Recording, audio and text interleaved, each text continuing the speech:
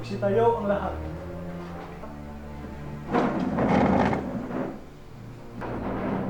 Mga mamayan ng Pilipinas, laban kay Dr. Jose Protasio Mercado Rizal E. Alonso Rialunda, ang nasasakdal ay nahaharap sa korte nito sa salang rebellion, salisyon at pagbabalak ng masama laban sa bansang Espanya.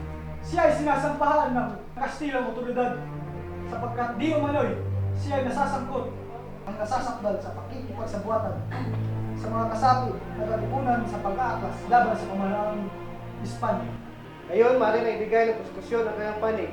Ngayon, tinatawagan ko sa kumang ito si Atty. Enrique de Lucer upang tumayo sa harapan at magbigay ng kanyang panig. Gracias, Senyor. Ngayon, ibabasahin ko sa iyo, Dr. Jose Rizal, bilang bahagi ng iyong karapatan, ang mga ebidensya laban sa iyo.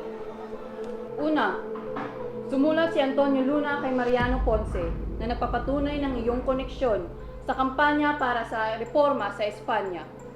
Pangalawa, sumulat ka sa iyong pamilya nagsasabing mabuti ang pagpapatapon dahil hinikayat nito ang kamagsikan.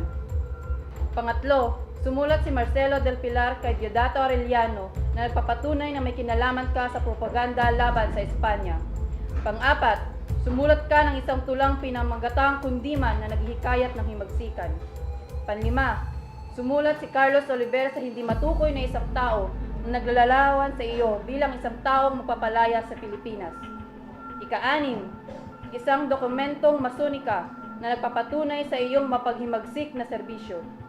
Ika-pito, isang sulat na pinirmahan ng isang dimasalang na nagsasaad na ikaw ay naghahanda ng isang lugar na maaaring tuluyan ng mga lumalaban sa Espanya. Ika-walo, sumulat si dimasalang sa isang di matukoy na organisasyon na humihingi ng tulong rito para sa paghihimagsik. Ika-siyam, isang di kalalang sulat na tumutuligsa sa pagpapatapon sa iyo. Ika-sampu, isang sulat ni Ildefonso Laurel sa iyo na nagsasabing ikaw ang tagapagligtas ng mga Pilipino. Ika-labing-sampu, isang sulat ni Ildefonso Laurel sa iyo na nagsasabing ikaw ang tagapagligtas ng mga Pilipino. Ika-labing-isa, isang sulat ni Ildefonso Laurel din para sa iyo na nagpapaalam sa iyo tungkol sa pagtatapon ng gobyerno kina Doroteo Cortes at Ambrosio Salvador. Ika-labing-dalawa, isang sulat ni Marcelo del Pilar kay Don Juan Tenluz na nagre-rekomenda ng pagpapatayo ng isang espesyal na organisasyon. Ika-labing-tatlo, isang kopya ng talumpati ni Emilio Jacinto kung saan nakasaad, "Mabuhay ang Pilipinas, mabuhay ang kalayaan, mabuhay si Dr. Jose Rizal." Ika-labing-isa, isang sulat ni Ildefonso Laurel din para sa iyo na nagpapaalam sa iyo tungkol sa pagtatapon ng gobyerno kina Doroteo Cortes at Ambrosio Salvador. Ika-labing-dalawa, isang sulat ni Marcelo del Pilar kay Don Juan Tenluz na nagre-rekomenda ng pagpapatayo ng isang espesyal na organisasyon. Ika-labing-tatlo, isang kopya ng talumpati ni Emilio Jacinto kung saan nakasaad, "Mabuhay ang Pilipinas, mabuhay ang kalayaan, mabuhay si Dr. Jose Rizal." Ika-labing-apat, isang kopya ng talumpati ni Jose Toriano Santiago kung saan nakasaad, "Mabuhay si Rizal, kamatayan sa mga manlulupig." At ika-labing-lima, isang tula ni Laong Laan na pinamagatang talisay na umaawit ng paglaban para sa karapatan. Ngayon, sabihin niyo sa akin na walang kinalaman si Dr. Jose Rizal sa mga pag-aalasang nagaganap ngayon laban sa ating mga Kastila. Sabihin ninyo sa aking hindi ang Indyong ito ang punot dulo ng mga kalapastangan laban sa Espanya. Hindi pa ba sapat ang mga ebidensyang nakalap? Sinasabi ko sa lahat ng nanandirito, walang sinuman ang di makalabag sa bansang Espanya para sa atin. Walang sinuman ang maaaring kumontra sa kung anuman ang nais ng ating bansa. Ang sinuman ang hindi gumawa noon ay nararapat na ikulong at ipapatay. Iyan ang nararapat kay Dr. Jose Rizal. Siya ay nandito ngayon sa salang rebelyon laban sa ating bansang Espanya at mga pagkakatatag ng mga samahang may layong kontrahin ang mga batas na itinatag ng ating mga Kastila dito sa Pilipinas. Hindi ba't nararapat lamang ang sinasabi kong parusa sa taong masahol pa sa hayop Walang modo at walang utang na loob sa bansang nagpaaral sa kanya? Narapat lamang sa isang tulad niya na taksil ang ipapapatay. Sabgunan, parusa ang namatayan para sa taksil. Isang kangalan! Silencio! Gracias, Atty. Alcocer. Ngayon naman, aking pakinggan ang panig ng depensa. Aking tinatawagan sa kumang ito si Atty. Luis Tabiel de Andrade upang pahayag ang kanyang depensa. Gracias. Hindi nasusukat ang kadakilaan ng isang tao sa yaman o sa dami ng kilala niyang tao. Ito ay nasusukat sa katatagan ng loob at katapangan na ngayon napapasa kamay ni Dr. Jose Rizal. Bago niyo siya husgahan, tingnan niyo muna ang inyong mga sarili. Ang nais lamang niya ay maging pantay ang trato ng mga Kastila sa mga Pilipino. Hindi kayo dapat magpadalos-dalos sa pagbibigay ng mga parusa na hindi karapat-dapat sa nasasaktan. Kaya naman, ipinapanalangin ko sa harapan ng kagalang-galang na korting ito na bigyan ng kapatawaran sa kung anumang pagkakamaling kanyang nagawa. Ang mga huwes ay di kailangang maging mapaghiganti. Ang mga huwes ay dapat lamang maging makatarungan. Gracias, Kapitan Tabiel. Ngayon naman, ay bibigyan ng pagkataon ang nasasakdal upang magbigay ng kanyang depensa. Gracias, Senyor. Naipatapon ako sa dapitan at natili ng 4 na taon. Sa panitili ko sa dapitan ay wala akong ibang inisip kundi ang kalagayan ng aking pamilya at ang kapakanan ng aking bayan. Nakalulungkot isipin na may mga taong sumantala sa aking katahimikan sa dapitan at ginamit ang aking pagkawala upang idiin ako. Ngayon ay nadidiin ako sa loob ng korting ito dahil sa mga paratang at mga kasalanang ipinupukol sa akin. Isa lang ang alam kong nagawa kong kasalanan, kasinungalingan ang ibinibintang niyo sa akin. Wala kayong konkretong ebidensya at tanging mga liham at iyong mga ganit lamang ang nagtutukoy sa aking pagkakasala. Wala rin akong kinalaman sa mga pag-aaklas at hindi ko rin alam na ginagamit nila ang aking pangalan sa kanilang aktibidad. Ngayon ay papatunayan ko ang aking pagiging inosente batay sa mga puntos na ito. Unang-una, wala akong kaugnayan sa rebelyon dahil ako pa mismo ang nagpayo kay Dr. Pio Valenzuela noon sa dapitan na huwag ipagpatuloy ang himagsikang pinaplano ng katipunan. Pangalawa, hindi ako nakipagsulatan sa mga elementong radikal at revolusyonaryo. Pangatlo, ginamit ng mga revolusyonaryo ang aking pangalan nang hindi ko nalalaman. Kung ako'y may sala, di sana'y tumakas na ako sa Singapore.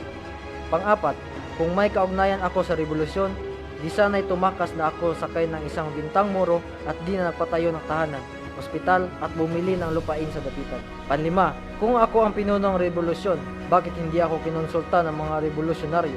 Pang-anim, totoong sinulat ko ang konstitusyon ng La Liga Filipina. Ngunit ito ay isa lamang asosasyong pansibiko, hindi isang revolusyonaryong samahan. Ikapito, hindi nagtagal ang La Liga Filipina dahil pagkaraan ng unang pulong ay ipinatapon ako sa dapitan. Ikawalo, muling nabuhay ang La Liga Filipina pagkaraan ng 9 na buwan. Hindi ko ito alam. Ikasiyam, hindi itinataguyod ng La Liga ang mga simulain ng mga revolusyonaryo. Kung hindi, sana'y hindi na itinatag ang katipunan. Ikasampu, kung totoong may mapapait na komentaryo sa aking mga sulat, ito ay dahil isinulat ito noong 1890 nang aking pamilya ay inusig. Kinumpiska ang aming tahanan, bodega, at lupain at ang aking kapatid na lalaki at ang mga bayaw ay ipinatapon.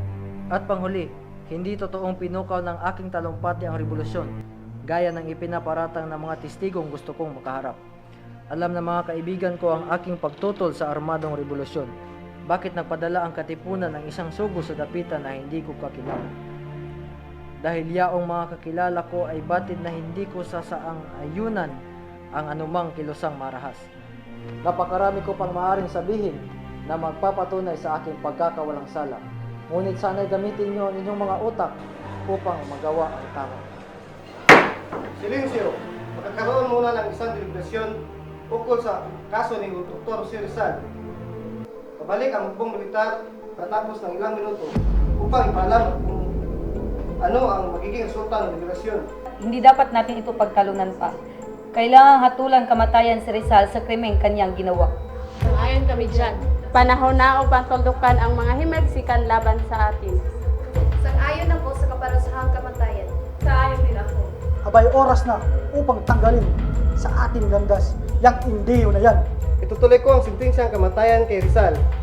Gobernador Clavija, Kapitan Dominguez, sumasang-ayon ba kayo sa desisyong ito? Parusang kamatayan para sa isang taksim. Ngayon, papahayag ko na sa inyo ang hatol ng korte. Ang nasasakdal na si Dr. Jose Rizal ay hinahatulan ng korte ito ng kaparusahang kamatayan. At ito ay pinagtibay ni Gobernador General Camilo D.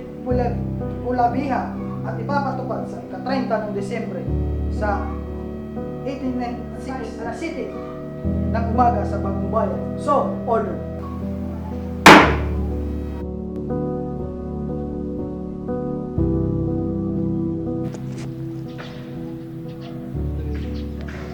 Padre, gaya ng iyong nais, narito ang aming retraksyon. Mainam ang iyong naging desisyon, Jose.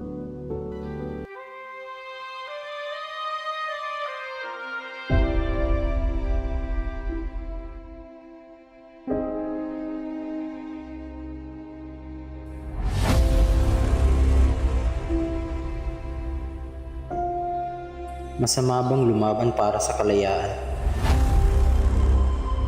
Masama bang ipagtanggol ang bayan laban sa pang-abuso at pang-aapi?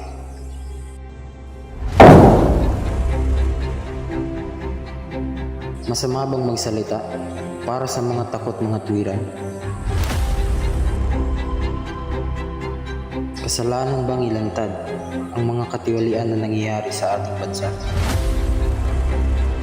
Krimen bang maituturing ang pagpapakabayani sa sariling bansa? Maaari ba akong humiling hanggang sa aking kahuli-hulihan? Maaari niyo ba akong barilin na nakaharap?